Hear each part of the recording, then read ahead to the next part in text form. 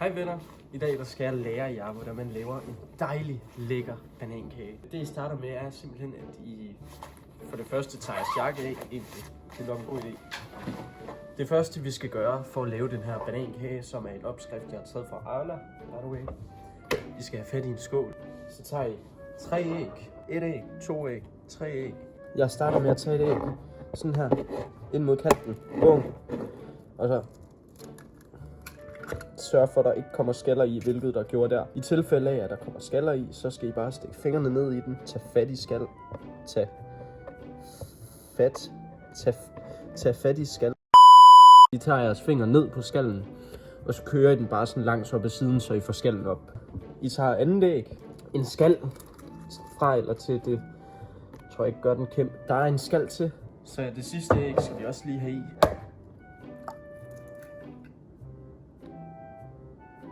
Okay, det var skallefrit, det der.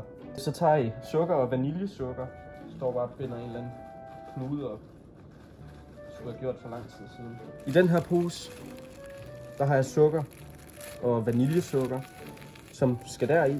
Og så skal det simpelthen piskes sammen med resten.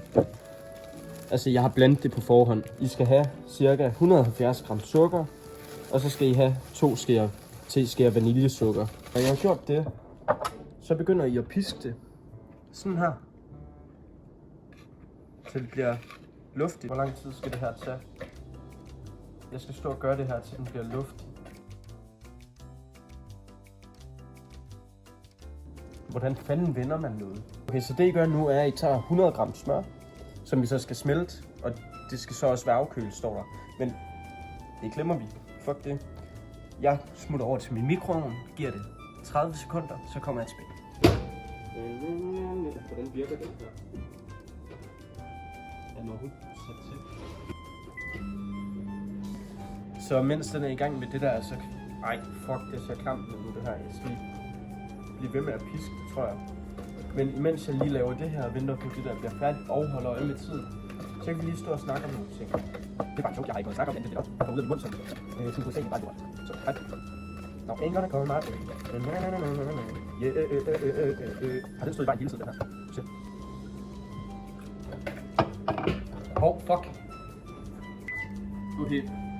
Jeg glemte lige, at de kun skulle være der et halvt minut, indtil det gik op for mig, at... Ja.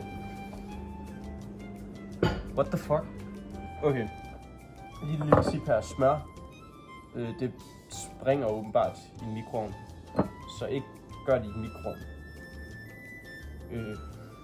Det lader vi bare som om ikke skete. Fordi det gider jeg ikke rydde op. Nå.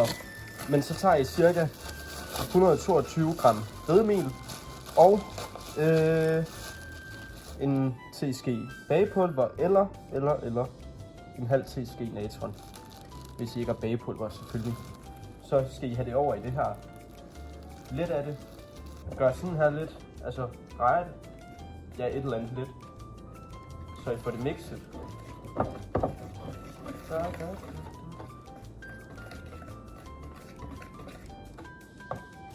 Lidt af jeres smeltede smør. Mixer. Sådan der. Så skal vi have mere af det her i. Altså vores mel og bagepulver. Så begynder jeg at mixe det her efter jeg har blandet det i. Så hælder vi resten af smøren i. Det ser klamt ud. Men det skal nok blive lækkert. Så når jeg har gjort det, så skal I mose jeres bananer, så I er klar til at putte dem i. Det skal I bruge 3 eller 2 bananer til. Jeg har valgt at tage 3, fordi det er lækkert. I starter med at tage det sådan her. Jeg har taget 2 gafler, fordi så moser jeg det hurtigere, tydeligvis. Det var de første par bananer, jeg fik mos der. Så skal det bare over i. Så tager I den banan, og så skal I bare lige røre det sammen med dejen sådan her. Nå, men change of plans lige om lidt. Jeg tror, jeg nøjes med 2 bananer, fordi det her tager virkelig lang tid. Hælder vi det bare den sidste banan over i, eller det er så ikke den sidste, men fordi jeg valgte kun proppe 2 i stedet for 3, så er det den sidste. Så står vi bare lige og rører det her. Okay, jeg tror, jeg propper den sidste i alligevel. Så er vi rørt. Og jeg gør simpelthen det. Jeg prøver noget sjovt. Jeg tager blå pastafarve i. Når jeg så har proppet farven i, så rører jeg lige rundt i det. Prøv at se. Det er blåt. Så når I har gjort det, så skal I have en form. Den skal gerne enten være smørt med sådan smør, eller så skal I bruge bagepapir. Vi havde ikke noget bagepapir åbenbart, så jeg har bare fået en eller anden til at, eller jeg har tydeligvis selv smørt smør ud over den. Det har jeg ikke. Men ja. Så skal I have det over i jeres form. Jeg vil råde jer til at gøre det over en håndvask eller en skraldespand eller sådan noget, så I ikke får det ud over det hele. Hvilket jeg muligvis godt kunne komme til at få, fordi den her skål er virkelig svær at holde ved. Men jeg prøver at holde så godt som jeg kan. Der røg noget på bordet. Skulle jeg have tændt min ovn? Jeg går over, og så tænder jeg min ovn på 175 grader. Så. Og imens ovnen varmer op, så vil jeg lige rydde lige så stille op. Så er det sæt i ovnen, og så skal det egentlig bare stå derinde i cirka en time. Jeg har taget min kage ud af ovnen, og så er den egentlig bare stået herovre i et stykke tid og fået lov til at køle af. Den ser simpelthen sådan her ud, og lad os se, om den sidder fast. Okay, vi lader som om det der ikke skete. Prøv at se, hvor flot den er. Nå, men det var basically det. Jeg glæder mig til at smage den her, og så håber jeg, at I lige så meget som mig glæder jer til at smage den her, og kommer til at fremvise den til jeres venner, og kommer til at lade jeres venner smage den. Og så må I have en hyggelig dag. Hej.